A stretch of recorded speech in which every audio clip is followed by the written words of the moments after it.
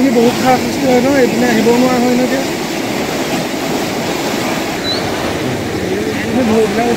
যদি কিবা এটা পৰে আকৌ পকাব ওলাব নহয়।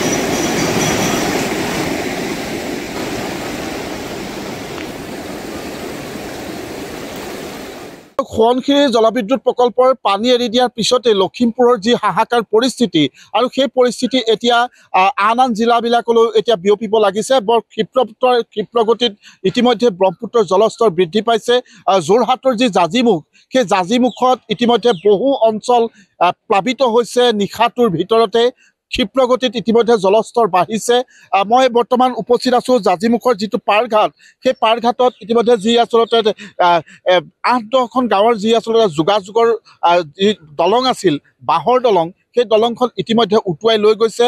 যোগাযোগ বিচ্ছিন্ন হৈছে। জপংগাঁও, তিনিগৰীয়া, বৰমথাউৰি, শগুনপৰা, ৰূপহীমুখ এই অঞ্চলবিলাক ইতিমধ্যে সংযোগ বিচ্ছিন্ন হৈছে। আৰু যি আচলতে জলস্তৰৰ যি ক্ষিপ্ৰগতিত বাঢ়িছে, এনেধৰণে বাঢ়ি থাকিলে আৰু কিছু সময়ৰ পিছতেই সমগ্ৰ অঞ্চলটো যে বানৰ কবলত পৰিব সেয়া প্ৰায় নিশ্চিত হৈ পৰিছে। আৰু কিছু নিলগত যিটো আপোনালোকে চাপৰি দেখিছে, এই চাপৰিটোত শ শ গোধন আছে আৰু এই গোধনসমূহ ইতিমধ্যে তাতে আবদ্ধ হৈ আছে।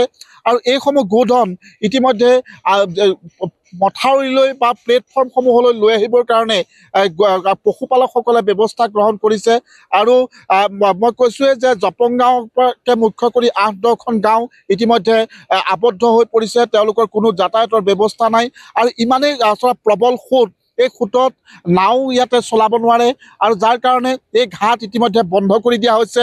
মই অকণমান স্থানীয় লোক আছে, মই আপোনাৰ ওচৰলৈ আহিছোঁ। কিমান সময়ৰ পৰা বেছি এনেধৰণে বাঢ়ি আছে? আজিলৈকে বাঢ়ি আছে, ক্ষিপ্ৰগতিত বাঢ়িছে আৰু এনেকে বাঢ়ি থাকিলেতো বহুত বিপদজনক হৈ যাব এই এৰিয়াকেইটাত। দলংখন নিশা উঠাই নিছে। দলংখন কালি নিশাই উঠাই লৈ গৈছে। এতিয়া ইয়াতে নাও চলাচল বন্ধ হৈছে। নাও চলাচল মানে এতিয়া ইমান হেৰিটো পানীৰ সোঁত বাঢ়িছে, এতিয়া মানে নাও চলাবলৈ বহুত অসুবিধা হৈছে মানুহৰ। পাৰাপাৰ কৰাটো যথেষ্ট অসুবিধা। এতিয়া কি হ'ব?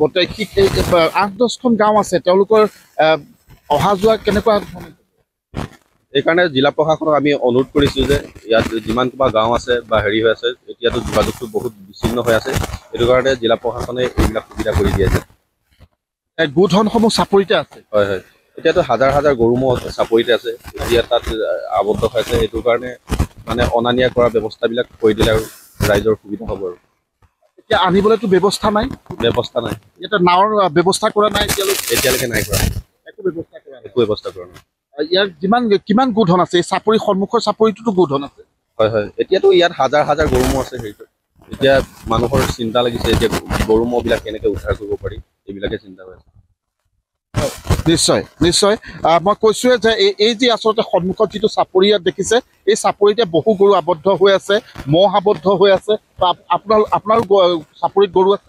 হয়, আচলতে গৰু আছে। গৰুবোৰ আমাৰ আচলতে জাঁজিমুখৰ এটা যিসমূহ জাঁজিমুখৰ জনসাধাৰণ, সেইসমূহ আচলতে খেতি আৰু পশুধনৰ ওপৰতে নিৰ্ভৰ কৰি চলি থকা দেখিবলৈ পোৱা যায়। কিন্তু বিগত বৰ্ষসমূহত, যোৱা বৰ্ষত আমি দেখিবলৈ পোৱা গ'ল জিলা প্ৰশাসনক বাৰে বাৰে অৱগত কৰাৰ পিছতো কিন্তু কোনো ধৰণৰ গুৰুত্ব নিদিয়াৰ ফলত জাঁজিমুখৰ বহু সংখ্যক মানুহৰ আচলতে গোধনসমূহ উটি যোৱাৰ লগতে বেমাৰ আজাৰ বিভিন্ন বা খাদ্যৰ নাটনিৰ কাৰণে বহু গোধন আমি হেৰুৱাবলগীয়া হ'ল। কিন্তু অতি তাৎপৰ্যপূৰ্ণভাৱে যোৱা কালিৰ পৰা আজিলৈকে যি প্ৰলয়ংকাৰী বানে সংঘাৰ ৰূপ সৃষ্টি কৰিছে, তাৰ ইতিমধ্যে আমি জিলা প্ৰশাসনক অৱগত কৰিছোঁ। তাৰপিছতো কিন্তু জিলা প্ৰশাসনে এই পৰ্যন্ত আচলতে এখন নাৱৰ ব্যৱস্থা কৰা নাই ইয়াত পশুধনখিনি এইটো পাৰলৈ আনিবৰ কাৰণে, যাৰ পৰিপ্ৰেক্ষিতত আজিৰ এখন হাজাৰ হাজাৰ গোধন ইতিমধ্যে আবদ্ধ হৈ পৰিছে।